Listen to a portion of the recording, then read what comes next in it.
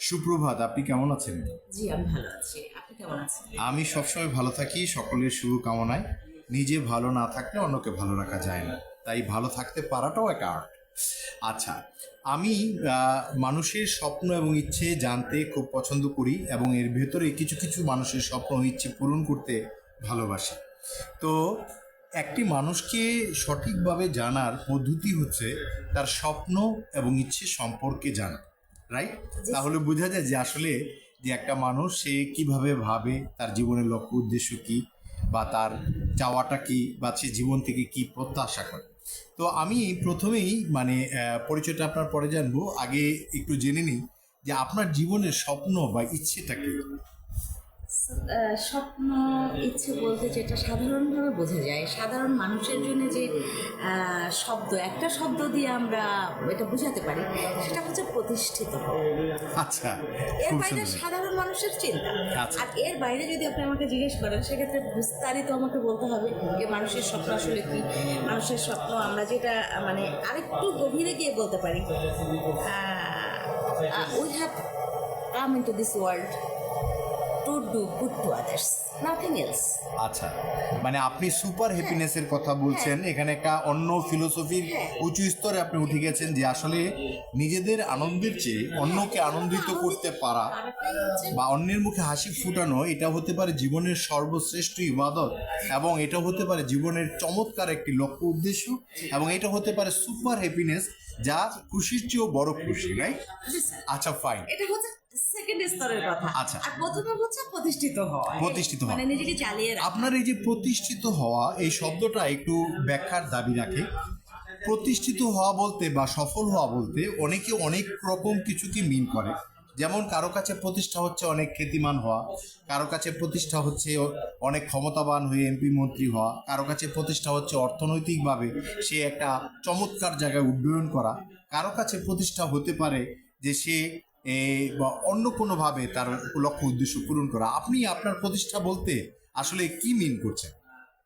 Sir, আমি প্রথমেই আপনাকে বলেছি যে আমি সাধারণ মানুষ যেটা একটু জোরে বলবেন, তাহলে শ্রোতাদের শুনতে সুবিধা হবে। প্রথমে আপনাকে যেটা বলেছি, সাধারণ মানুষ যেটা ভাবে সেটা হচ্ছে প্রতিষ্ঠিত হওয়া। আর এর বাইরে যে ভাবনাটা আমার, সেই ভাবনাটাই গিয়ে কিন্তু আমি এখানে নই, আমি আরেকটু উপরের স্তরের মানুষ। যে আমি চাই আমি মানুষের সঙ্গে মিশি, মানুষকে তার সমস্ত দুঃখ, কষ্ট, বেদনা, এই জায়গা থেকে কী করে আমি তাকে আরেকটু উপরে নিয়ে যেতে পারি, আরও ভালো একটা জায়গায় নিয়ে যেতে পারি, আরও ভালো পথ দেখাতে পারি, সেই জায়গাটাই হচ্ছে আমি চিন্তা করি। কিন্তু এর চিন্তাটা করতে গেলে আমাকে তো টাকা দরকার। সেই জায়গায় দাঁড়িয়ে আমাকে টাকা তৈরি করার জন্য আমাকে নিজেকে মেশিন বানাতে হয়েছে। এই মেশিন হয়েছে আমি প্রথম বিদেশিদের হাতে। আচ্ছা। হ্যাঁ, 1997-এ যখন আমার এর রেজাল্ট হয়নি, আমি চলে গেছি সিঙ্গাপুরে কাজ করার জন্য। কারণ আমি চাই টাকা না হলে কিছুই সম্ভব না, না নিজে চলা সম্ভব, না অন্যকে ভালো রাখা সম্ভব। সিঙ্গাপুরে কোথায় ছিলেন? সিঙ্গাপুরে আমি টাম্পানে যে আমার বাসা ছিল, আর উট্টাম পার্ক আমার অফিস। ওখানে আপনার কি ব্যবসা পরিচালনা করতেন? আমি ব্যবসা করিনি, ওখানে আমি জব করেছি। জব করেছেন? হ্যাঁ, আমি একটা ম্যান পাওয়ার এজেন্সিতে জব করেছি। ওখানে পিপলস এমপ্লয়মেন্ট এজেন্সি নামে একটা এজেন্সি। ওখানে আমার যিনি প্রধান ছিলেন জেনিফার লি, আর মিস্টার হুয়াতেন লিন। নীলুভাই, ও নীলুভাই। যার কারণে হচ্ছে আমার প্রথম জব হচ্ছে সেটা। তো ওখান থেকে এসে আমি বাংলাদেশে আরও অনেক কিছুই করেছি। একটা স্কুল করেছিলাম, যেহেতু আমার বাবা ছিলেন হাই স্কুলের হেডমাস্টার। বনশ্রীতে ওয়েস্টার্ন ইন্টারন্যাশনাল স্কুল নামে আমি একটা স্কুল করেছিলাম, যেটা চলেছে 2010 থেকে 2017 পর্যন্ত। আচ্ছা, সিঙ্গাপুরে আপনি যে মেন রিক্রুটমেন্ট কোম্পানিটিতে ছিলেন, সেটা কি ওই ভিসা প্রোভাইড করতো তারা, মানে ম্যান পাওয়ার রিক্রুট করার জন্য? জি। কাজটা কি ছিল? জি জি, ম্যান পাওয়ার রিক্রুট করতেন। মানে সিঙ্গাপুরে লোক নিত তারা ওই বিভিন্ন এজেন্সির মাধ্যমে। জি। এই মুহূর্তে আপনি আমার কাছে এসেছেন যে কোম্পানিটিতে, সেটার নাম হচ্ছে আলভি ইন্টারন্যাশনাল। জি। এটি আমাদের কিন্তু একটা রিক্রুটিং এজেন্সি। আমি তো আপনি জানেন 11টি রাষ্ট্রের 13টি বৃহৎ গ্রুপের অ্যাডভাইজার, কনসালটেন্ট, ব্র্যান্ড অ্যাম্বাসেডর হিসেবে আছি। এই কোম্পানিরও ব্র্যান্ড অ্যাম্বাসেডর এবং কোঅর্ডিনেটর হিসেবে আমি কাজ করছি, এবং এখানে আমি সময় দিয়ে থাকি। তো আমাদের প্রায় 15,000 লোক কিন্তু সৌদি আরব, মালয়েশিয়া এবং বিভিন্ন জায়গায় রিক্রুট এবং ভিসা প্রসেসিংটা হয়েছে। তো হয়তো এই বিষয়টা নিয়েও আপনার সাথে আমি ভিডিও শেষে কথা বলবো, অসুবিধা নেই। এবং আপনার যে লক্ষ্য উদ্দেশ্য প্রতিষ্ঠিত হওয়া, এবং অন্যকে সহযোগিতা করা, আপনার এই সুন্দর মানসিকতার জন্য আপনাকে অত্যন্ত আন্তরিকভাবে আমি সহযোগিতা করব। আশা করি আপনার লক্ষ্য উদ্দেশ্যে পৌঁছে দেওয়ার জন্য আপনাকে বিভিন্ন রকম সাপোর্ট আমি দিতে সক্ষম। কারণ আমি গত 15 বছরে 2500-এর উপর মিটিং করেছি এবং আমি খুবই রিসোর্সফুল, কানেক্টেড। এবং আপনি বলছিলেন সিঙ্গাপুরের কথা, এই গত 1.5 মাস আগে এক ভদ্রলোকের সঙ্গে আমার পরিচয় হলো সিঙ্গাপুরের। উনি জেপি মর্গান ব্যাংকের সঙ্গে ছিলেন। জেপি মর্গান হচ্ছে 200টি দেশের বড় বড় বৃহৎ কোম্পানিকে ফাইন্যান্সিয়াল সাপোর্ট দেয়, এ ধরনের একটা বিশ্ববিখ্যাত কোম্পানি। তো ওইটার সঙ্গে উনি ছিলেন। এখন উনি একটা কনসালটেন্সি ফার্ম করেছেন সিঙ্গাপুরে। ওই ভদ্রলোক সিঙ্গাপুর বলাতে মনে পড়লো, উনি পৃথিবীর যে কোনো, বিশ্বের যে কোনো রাষ্ট্রের যে কোনো কোম্পানিকে 250 কোটি টাকার উপর যদি ইনভেস্টমেন্ট প্রয়োজন হয়, উনি কোঅর্ডিনেট করতে সক্ষম আর কি। আন্তর্জাতিক সমস্ত ইনভেস্টরদের সাথে উনি মানে সংযুক্ত আছেন। তো এই ব্যক্তির সঙ্গে আমি সংযুক্ত হয়েছি। মিনিমাম প্রফিটে আছে এমন যে কোনো কোম্পানি এবং সমস্ত লিগ্যাল পেপার আছে। পৃথিবীর এরকম যে কোনো কোম্পানিকে মানে ফাইন্যান্সিয়ালি সাপোর্ট দেওয়ার সুযোগ তার তথা আমার রয়েছে। তো এটিও আপনাকে আমি তথ্যটা দিলাম, এটিও আপনি হয়তো কাজে লাগাতে পারবেন, যেহেতু আপনি সিঙ্গাপুরে কাজ করেছেন, ইন্টারন্যাশনালি কিছু ফরেন বায়ারদের সাথে সংযুক্ত ছিলেন, তাদের সাথে এইসব ব্যাপারে যোগাযোগ করে এখান থেকে একটা ভালো কনসালটেন্সি ফি আপনি অর্জন করতে পারবেন। তো আমি আরেকটু বলি যে আপনি আপনার মূল ব্যবসাটা তাহলে কি ছিল, মানে ওই সিঙ্গাপুর থেকে ফিরে বাংলাদেশে যখন এলেন? আমি শিক্ষকতা করেছি। আমি একটা ইংলিশ মিডিয়াম স্কুলের প্রায় 8 বছর প্রিন্সিপাল হিসেবে শিক্ষকতা করেছি। আপনি একজন ওটা আমার নিজের স্কুল ছিল। আচ্ছা, আপনি একজন টিচার? হ্যাঁ জি, আমি একজন টিচার। আপনাকে আমি ফেসবুকে বেশ কিছু কমেন্ট করতে দেখেছি, আমার টাইম লাইনে বেশ কিছু পোস্টের মধ্যে। সেখানে আপনার যে শব্দ চয়ন, আপনার যে দর্শন, আপনার যে দেখার ভঙ্গিমা এবং যে লার্জ স্কেলে ভাবনার যে ক্ষমতা, সেগুলো কিন্তু আমি এই গভীরতা, এই দর্শন অনেকের ভিতরে খুঁজে পাই না। আপনি সম্ভবত কবিতাও লেখেন, আপনার টাইম লাইনে আমি ঘুরে দেখেছি। জি স্যার। আপনি কবিতা কতদিন ধরে লিখেন? আমি ছোটবেলা থেকেই কবিতা লিখি। আমার কিছু বই প্রকাশিত হয়েছে। আচ্ছা, এটা ইন্ডিয়া থেকে, বাংলাদেশ থেকে নয়। ভারতের কোন প্রকাশনী থেকে? এটা স্যার হচ্ছে ওখানের, আমি আপনাকে ডিটেলস দিব, ডিটেলস দেওয়াও আছে। 3-4টা প্রকাশনী থেকে আমার বই ওরা প্রকাশ করেছে। মানে কোনো টাকা পয়সা লাগেনি আমার। বাহ। মানে আমি খুবই আনন্দিত এবং ওরা আমাকে এত ভালো সম্বর্ধনা দিয়েছে, হ্যাঁ। মানে যেটা মনে রাখার মতো। আমি বাংলাদেশে তো অনেক প্রকাশক আছে যে মৌলিক লেখাগুলোর জন্য উল্টো লেখককে ইনভেস্ট করতে বলে, মানে তারা উল্টো লেখকের খরচে প্রকাশক তকমা নিজের গায়ে লাগায়। তো আমাদের দেশে তো আসলে সত্যিকার অর্থে এই প্রকৃত ব্যবসায়ী বা প্রমোটার প্রকাশক খুব কম দেখা যায়, খুব কম দেখা যায়। ভারতে এই প্র্যাকটিসটা আছে এবং বিভিন্ন দেশে আছে। মানের উপরও নির্ভর। রাইট।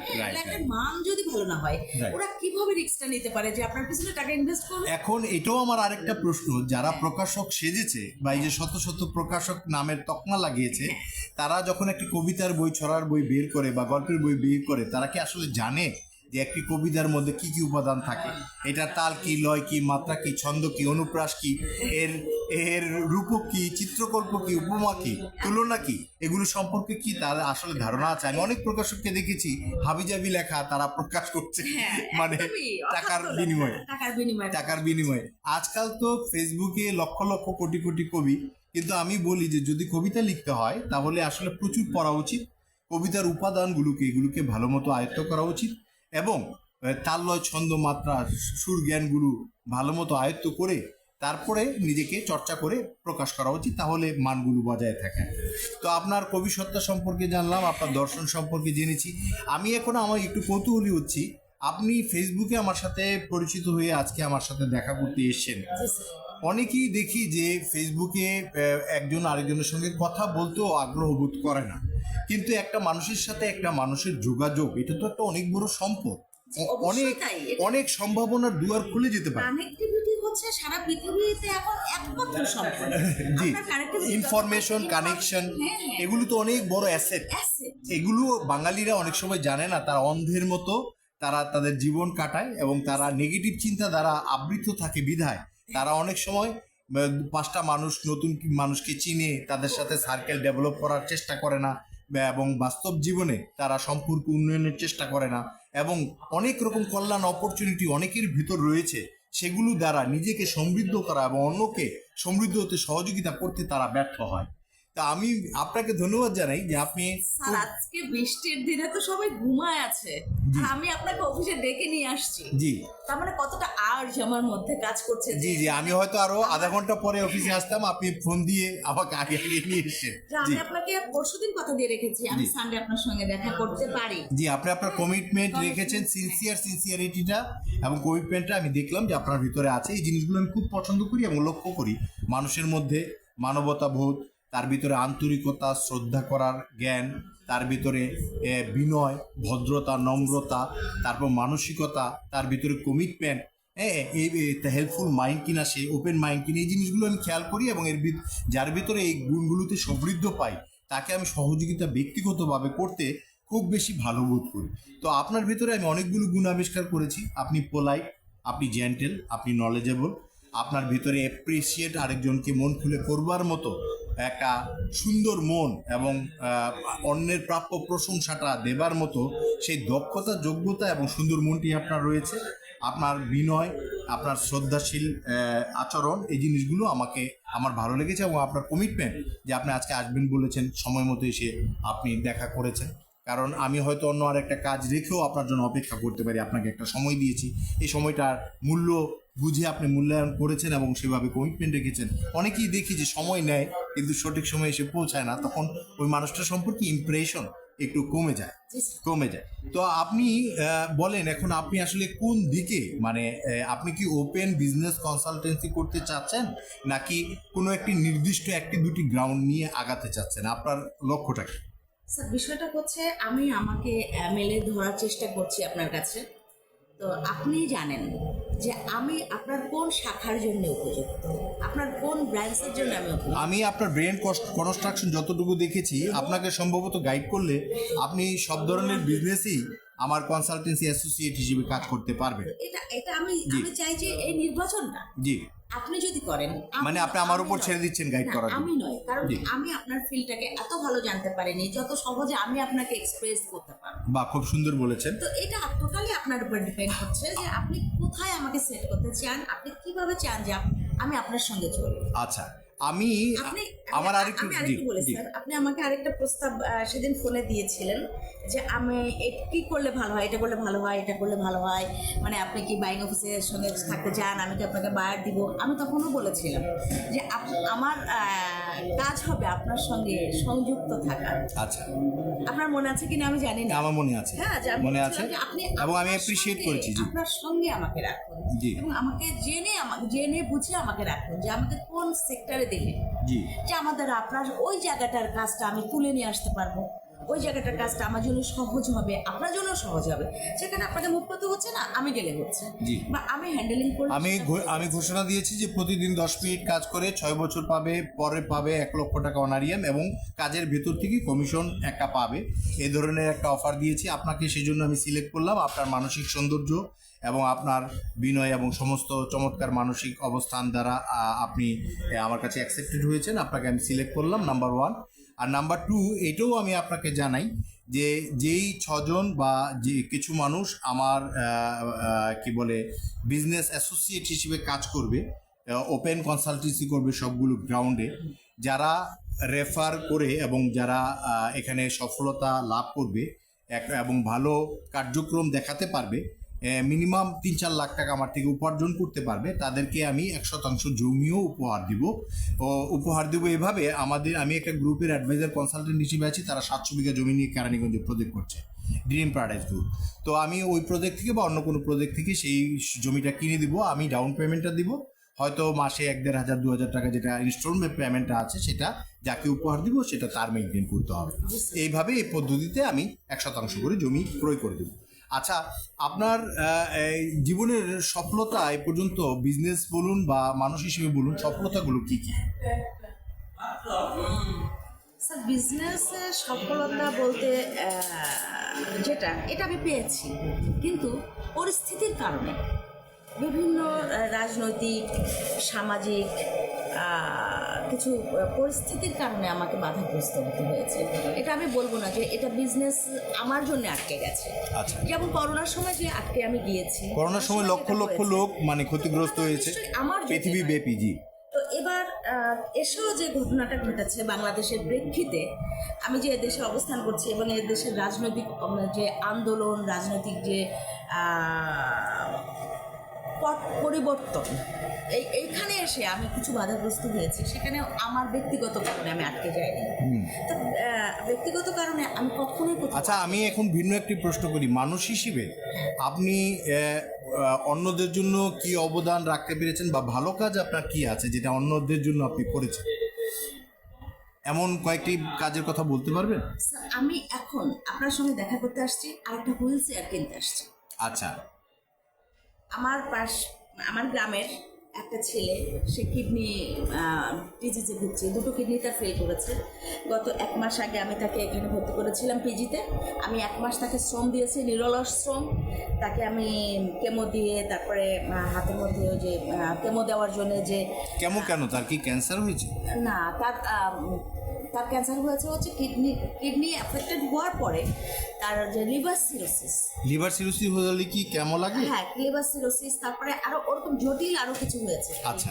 তার লাঙে ইনফেকশন হয়েছে, পানি জমে গেছিল, আচ্ছা। সেইখানে ক্যান্সার। আচ্ছা আচ্ছা আচ্ছা আচ্ছা। যার কারণে কেমো দেওয়া লেগেছে। এর আগে তাকে কিডনি সংক্রান্ত যা যা করতে হয় আর কি, কিডনি ফেল করেছে। এখন বলছে কিডনি ট্রান্সপ্লান্ট না হলে তাকে বাঁচানো যাবে না। পরবর্তীতে ডাক্তাররা বাঁচানোর জন্য যতটুকু হেল্প করা যায় তাই করেছে, এরপরে ডক্টর ফেরত দিয়ে দিয়েছে। উনি এখন বাড়িতে, উনি চলতে পারে না, বিছানায় শুয়ে থাকার জন্য শরীরে তার ঘা হয়ে গেছে এই 1 মাসে। আমি এখন আপনার সঙ্গে দেখা করে তার জন্য হুইল চেয়ার কিনে যাবো। মানে এই মুহূর্তে আমার এই কাজ, এই প্রথম কাজ হচ্ছে আমি আমার নিজের জন্য আপনাকে ছোট্ট একটি ঘটনা থেকে আপনার মানসিক সৌন্দর্য এবং আপনার চিন্তা ভাবনার ঔদার্য এবং মানুষের প্রতি আপনার মানবিক আচরণ, এটা প্রমাণিত হয়েছে। আপনাকে অসংখ্য শুভেচ্ছা ও অভিনন্দন জানাই। আপনার প্রতি আমার শ্রদ্ধা রইল, এবং আমি চাই যে প্রতিটি মানুষ যেন এরকম কম বেশি মানবিক কর্মকাণ্ডে নিজেদেরকে নিয়োজিত করে, তাহলে পৃথিবী সুন্দর হয়ে যাবে মুহূর্তে। তাদের মনটাকে যদি একটুখানি পরিবর্তন করে, এবং ধর্ম পোশাকে পালন করার চেয়ে মানবতার ভেতরে হৃদয়ে মানুষের প্রতি মহব্বত দিয়ে পালন করা, এটা হচ্ছে ধর্মের মূল উদ্দেশ্য, এবং এটাই হচ্ছে পৃথিবীর শ্রেষ্ঠ ইবাদত। এটা বিভিন্ন ধর্মীয় মহাপুরুষরা বলেছেন। আমার আরো 2টো গোপন কাজ আছে, সেই গোপন কাজ 2টো আমি গোপন রাখতে চাই। আচ্ছা জি। আর ওটা আমি আপনাকে ব্যক্তিগত বলবো, কিন্তু এখানে আমি বলবো। আচ্ছা ঠিক আছে, অসুবিধা নেই। আমি সমাজের আর কি কাজ করি, আচ্ছা, ওটা তারই অংশ, কিন্তু তার যেহেতু ওই কাজের সঙ্গে আমি আর আমার ছোট বোন জড়িত, জি, এই জন্য আমি এখানে এটা। আচ্ছা, এখন পর্যন্ত বোধহয় আপনার নাম কি জিজ্ঞেস করা হয়নি? আমার নাম পূরবী হালদার। পূরবী হালদার, আপনাকে ধন্যবাদ। আপনার চমৎকার মানসিকতা। আমি মানুষকে বিচার করি তার শিক্ষা, পদবি, খ্যাতি, ক্ষমতা, অর্থ দিয়ে নয়। আমি মানুষকে বিচার করি তার মানসিক সৌন্দর্য এবং তার অন্তর্নিহিত গুণাবলী দ্বারা। আমি সৃষ্টিকর্তা যেমন মানুষকে তার মানসিকতা, উদ্দেশ্য, কর্ম দ্বারা বিবেচনা করে, আমিও তাকে অনুসরণ করি একটা মানুষকে বিচার করার ক্ষেত্রে এই নীতি এবং মানদণ্ড। তো আমি আপনার ভিতরে এই ভালো জিনিসগুলো পেয়েছি। আমি আপনাকে আমার অ্যাসোসিয়েট হিসেবে গ্রহণ করলাম এবং আপনাকে সম্পূর্ণ রকম সহযোগিতা প্রদান করব। আশা করি অল্প শুধু অদূর ভবিষ্যতে আপনি আপনার স্বপ্নে উড্ডয়ন করতে পারবেন। আপনাকে প্রতিষ্ঠিত করার চ্যালেঞ্জ আমি গ্রহণ করছি। অন্যকে এগিয়ে দেওয়ার ভেতরেই আমি আমার মূল সাফল্য জ্ঞান করি।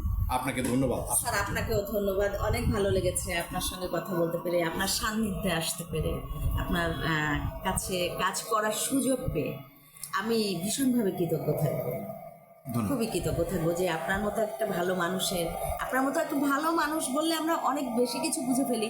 আসলে ভালো মানুষ হওয়ার জন্য যে গুণগুলো থাকা দরকার, প্রথমে আমি আপনাকে স্যালুট জানাই স্যার আপনার ফিলোসফির জন্য, যে আপনি যে ফিলোসফি দিয়ে আমাকে অন্তত আকৃষ্ট করেছেন, যে আপনার যে ফিলোসফি আমাকে টেনেছে, সেই ফিলোসফিতে যদি আমি কাজ করতে পারি তাহলে স্যার অনেক দূর পর্যন্ত আমরা এগিয়ে যেতে পারি। আমি একজন দার্শনিক, যুগ এবং শতাব্দীর দৃষ্টিতে আমি একজন হয়তো বৃহৎ দার্শনিক হিসেবে প্রতিষ্ঠিত হব মানুষের হৃদয়ে। এটা আমার সম্পূর্ণ পরিচয়ের একটি ছোট অংশ মাত্র। আমার 27টি পরিচয় রয়েছে। তো যাই হোক, এই 27টি পরিচয়ই মানুষের কল্যাণে আমি নিবেদন করতে চাই। দেখা যাক কতটুকু সাফল্য সেখানে পাওয়া যায়। আপনাকে ধন্যবাদ।